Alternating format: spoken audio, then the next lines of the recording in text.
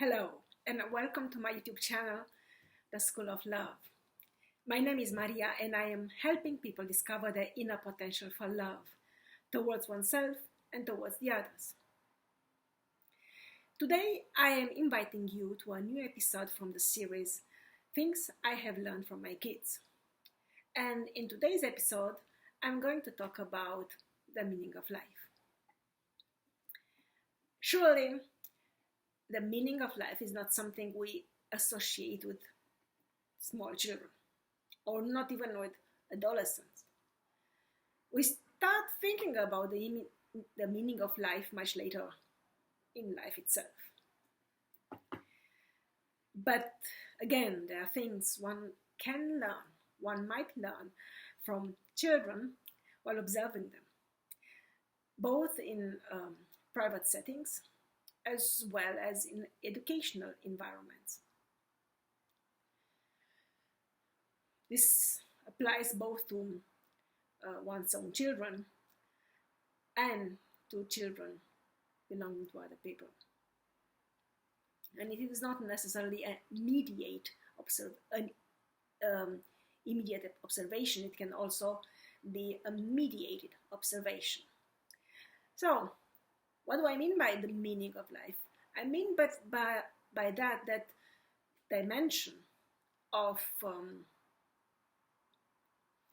vitality and existential eager to live one's years on this beautiful planet and in the state of consciousness at its fullest.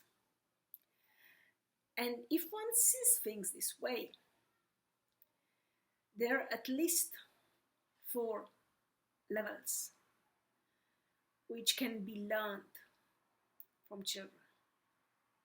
So I'll dive more deeply into each of them in the forthcoming minutes. So the first element is live in the moment. One might see it as an extension or an expansion of the concept of carpe diem, which means so grasp the moment or grasp the day, live in the moment. Now is all we have. The future is not there yet. The past has already been there, but the present is, as the saying goes, a gift, and this is why they call it the present. So, and how do we live in the present? We live in the present, according to my children, when they were much younger than today. We live in the present by just living, smelling the flowers, appreciating the butterflies, enjoying the food, admiring the stars, being happy about the sunset. So you see, I have a lot of references to nature. Being happy to have those loved ones around us, acknowledging them for who they are, accepting them for who they are, not for who would like them to be or we think they might be, or this kind of stuff. So living in the present is something my children, when they are small, and for instance, they would get hurt, and they would trip over something and they would get hurt, and they would observe my reaction. And if I was just, well, I would mend it, yeah? I would take care of it, but not overtly concerned. They would say, well, this too shall pass, which is deep philosophical stuff. Conversely, if I was in a rather unsettled state, they would be very panicky. So living in the moment is very important. It's crucial in order to understand the value, the intrinsic value of life. Number two. So, number two is connected to the Stoic concept of memento mori. And it relates to the previous idea in that everything is temporary.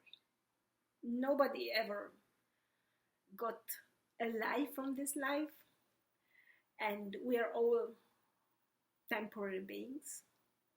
Maybe we have eternal soul somewhere, maybe not. I don't know. I haven't met anyone, and I haven't read any report of anyone who might have come back from the other side. But it is important to remember that everything shall pass. This too, that one too, the other one too, me too, you too, everyone. And again,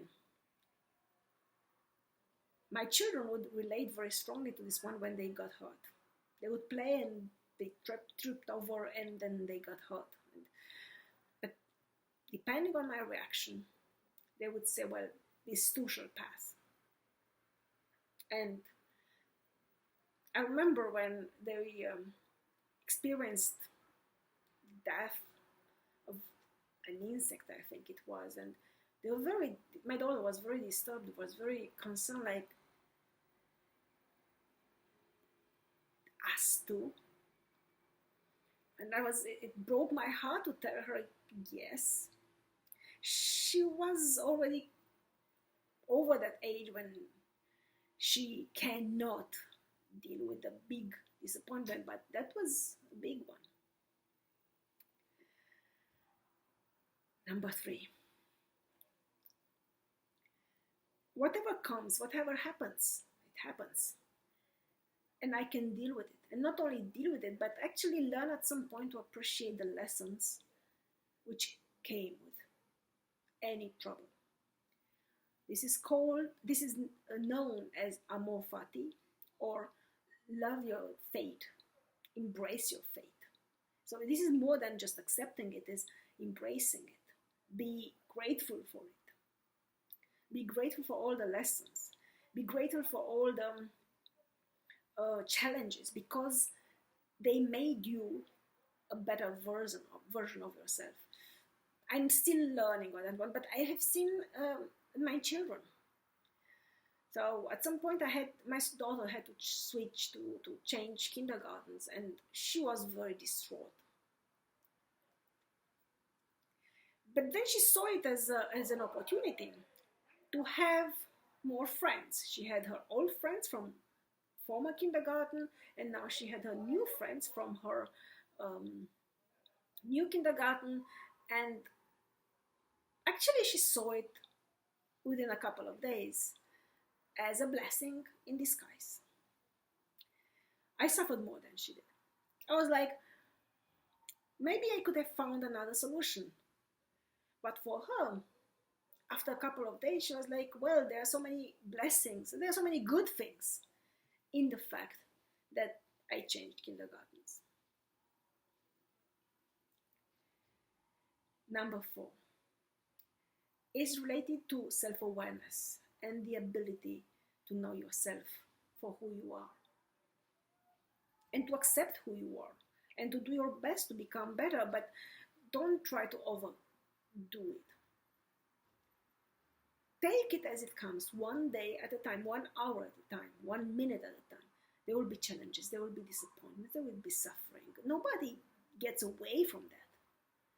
But the better we know ourselves, individually and then collectively, and the more we accept ourselves and each other, individually and collectively, the easier it is to deal with confrontations. As I say somewhere else, honest confrontation, honest conflict has more social values, it has more existential value than dishonest harmony. And the more we can deal with confrontation and conflict in a healthy, constructive way, the better off we are, the better off everybody is. And finally, number 5, the golden rule and its expanded version. The golden rule is treat the others the way you want to be treated. Its expanded version is treat the others the way they want to be treated.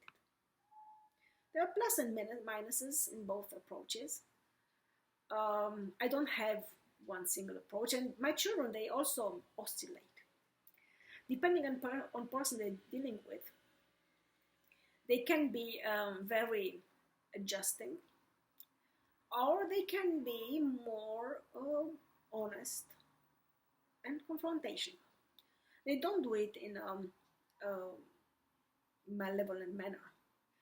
They do it rather to test their boundaries and to test the willingness of the other person to set and enforce boundaries. But it's very important. It's an important lesson in growing up to respect other people's boundaries and to set one's own boundaries. And my kids also with me, they often challenge those boundaries by means of just testing them and testing their own ability to negotiate and renegotiate boundaries, deadlines, curfews, pocket money, presents, anything. That would be it for today. Thank you for being with me today, and I am looking forward to welcoming you back very soon again. Love and peace.